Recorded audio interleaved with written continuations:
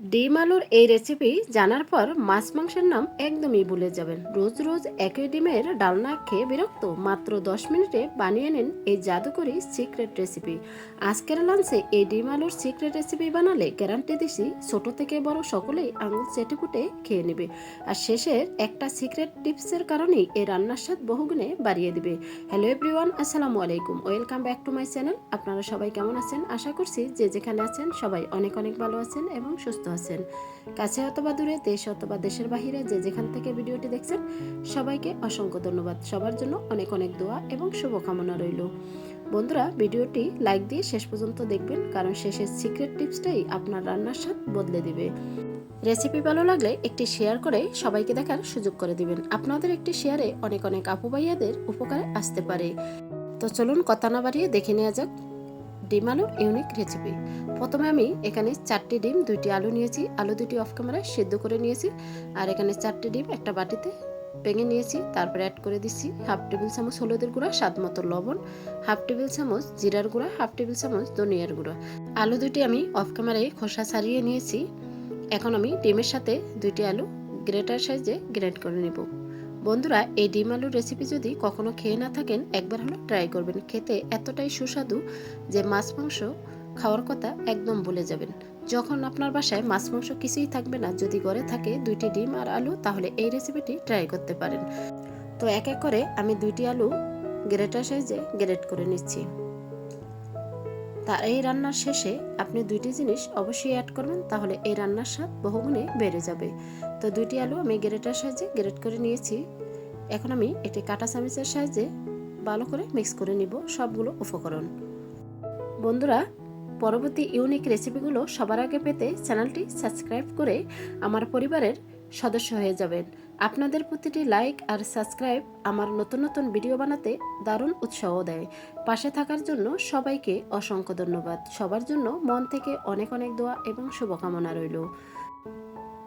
তো বন্ধুরা, ডিম আলু ভালো করে আমি ফেটিয়ে নিয়েছি। এখানে আমি অফ ক্যামেরায় কিছু ধনিয়া পাতা কুচি করে নিয়েছি আর সাথে কিছু কাঁচামরিচ কুচি করে নিয়েছি। তো এখানে এখন অ্যাড করে দিব ধনিয়া পাতা কুচি, তারপরে অ্যাড করে দিব জালের জন্য কাঁচামরিচ কুচি। জালের পরিমাণটা আপনারা আপনাদের পছন্দ মতো অ্যাড করে নেবেন। এখন ধনিয়া পাতা এবং কাঁচামরিচ দিয়ে আবারও বেশ কিছুক্ষণ ধরে মিক্স করে নিচ্ছি।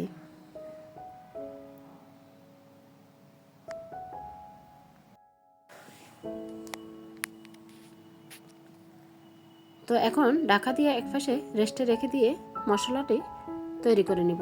মশলা তৈরি করার জন্য প্রথমে আমি একটি মিডিয়াম সাইজের পেঁয়াজ নিয়েছি। পেঁয়াজগুলো কাটা হয়ে গেছে। তারপরে কেটে নিচ্ছি এখানে রসুন। তো পরিমাণ মতো রসুনটাও কাটা হয়ে গেছে। তারপর কেটে নিব এখানে এক টুকরো আদা।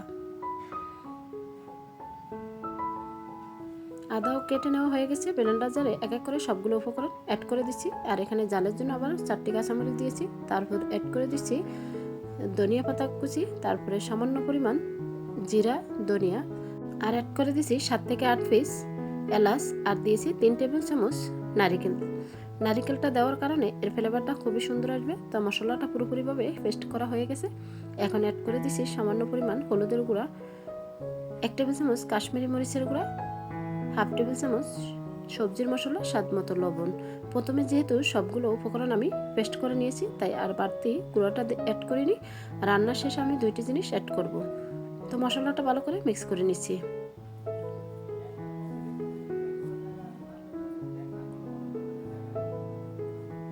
তো পুরোপুরিভাবে রান্নার জন্য মশলাটা আমাদের রেডি হয়ে গেছে।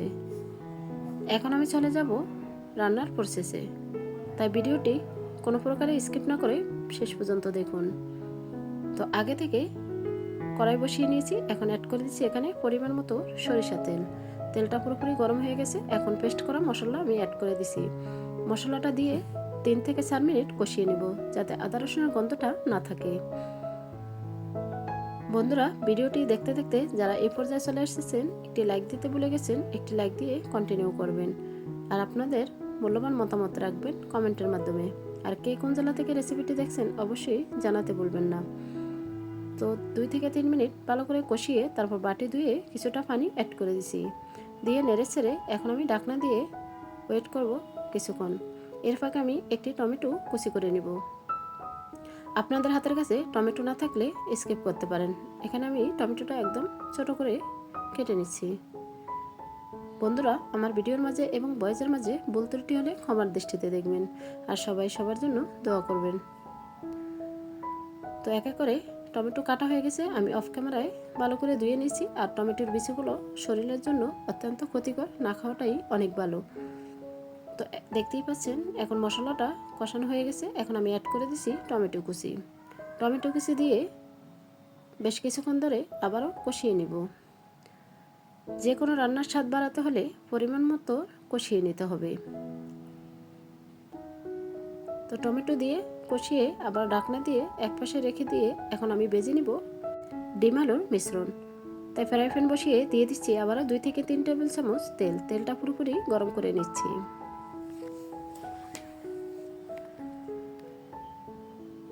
তেলটা পুরোপুরি গরম হয়ে গেছে। এখন ঢেলে দিছি ডিম আলুর মিশ্রণ।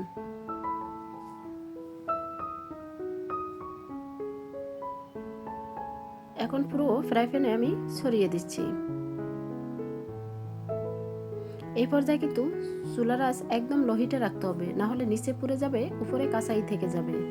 একটু সময় ধরে লো হিটে রেখে ভেজে নিতে হবে। তো এখন ঢাকনা দিয়ে বেশ কিছুক্ষণ ওয়েট করছি। কিছুক্ষণ পর ঢাকনা তুলে নিচ্ছি। এ পর্যায়ে দেখেই বুঝতে পারছেন এক পাশ হয়ে গেছে। এখন আমি উপরে একটি প্লেট দিয়ে উল্টিয়ে নিব যাতে ভেঙে না যায়। তো দেখতেই পাচ্ছেন এক পাশ হয়ে গেছে। এখন অপর পাশও পুরোপুরিভাবে ভাজার জন্য আবারও দিয়ে দিচ্ছি। দিয়ে 3 থেকে 4 মিনিট ওয়েট করব।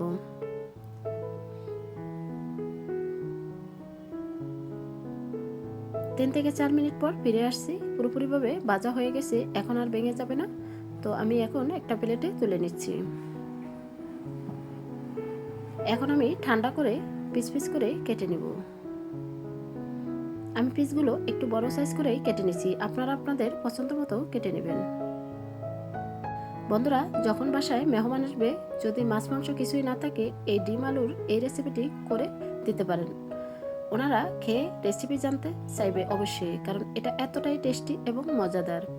আজকে আমি বানিয়েছি, আমার ছেলেরা আবারও রিকোয়েস্ট করছে বানানোর জন্য, কারণ এটা এতটাই লোভনীয়। রুটি, পরোটা, ভাত সব কিছুর সাথে বেশ জমে যাবে। দেখতেই পাচ্ছেন একদম পিস পিস করে আমি কেটে নিয়েছি। আর এখানে ডিমের পরিমাণ কমিয়ে অথবা বাড়িয়েও দিতে পারেন। এখানে আমি 4টি ডিম দিয়ে করেছি। এপাশে আমাদের মশলাটাও পুরোপুরিভাবে কষানো হয়ে গেছে। ঢাকনা তুলে আবারও নেড়ে ছেড়ে নিচ্ছি।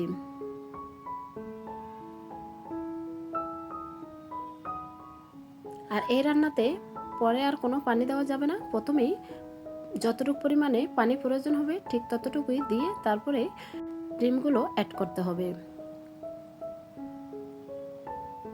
তো এখন পুরোপুরিভাবে আমাদের কষানো শেষ। এখন আমি এখানে অ্যাড করে দিব 2 বাটি পানি। এই পানিতেই পুরোপুরি রান্নাটা কমপ্লিট হবে। তো পানিটা দিয়ে নেড়ে ছেড়ে নিচ্ছি। আর ডিমগুলো দেওয়ার পর কোনো প্রকারের পানি দেওয়া যাবে না, তাহলে রান্নাটা ফানসে হয়ে যাবে। এখন ঢাকনা দিয়ে ওয়েট করব 2 থেকে 3 মিনিট। 3 মিনিট পর ফিরে আসছি। পুরোপুরিভাবে ব্লক চলে আসছে। এখন আমি অ্যাড করে দিব ভেজে রাখা ডিমগুলো। এই ডিমগুলো দেওয়ার পরে রান্না শেষে ফুলে একদম ডাবল হয়ে যাবে, আর খেতেও কিন্তু ভীষণ টেস্টি হবে। যে বাচ্চারা ডিম খেতে একদমই পছন্দ করে না, তাদেরকেও ঠিক এইভাবে ডিমটাও আপনি করে খাওয়াতে পারবেন।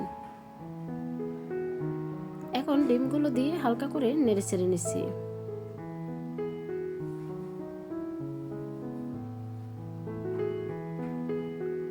নেড়ে ছেড়ে এখন ঢাকনা দিয়ে ওয়েট করব 5 থেকে 7 মিনিট, যাতে পুরোপুরিভাবে ডিমের ভিতরে মশলাগুলো ঢুকে যায়।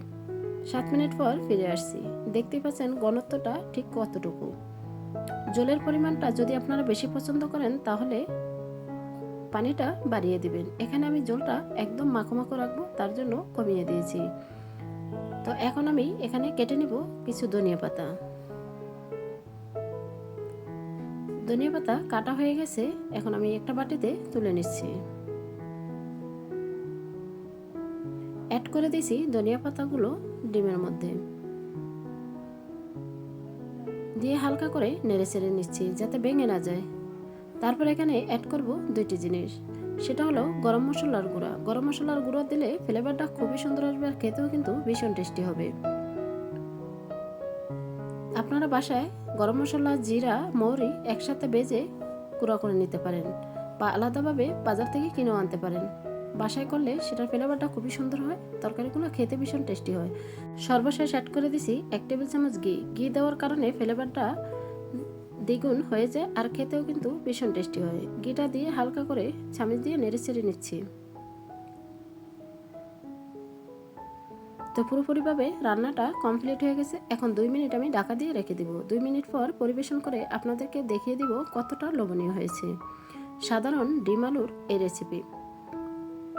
তো আমি একটি প্লেটে সবটুকু ঢেলে নিচ্ছি।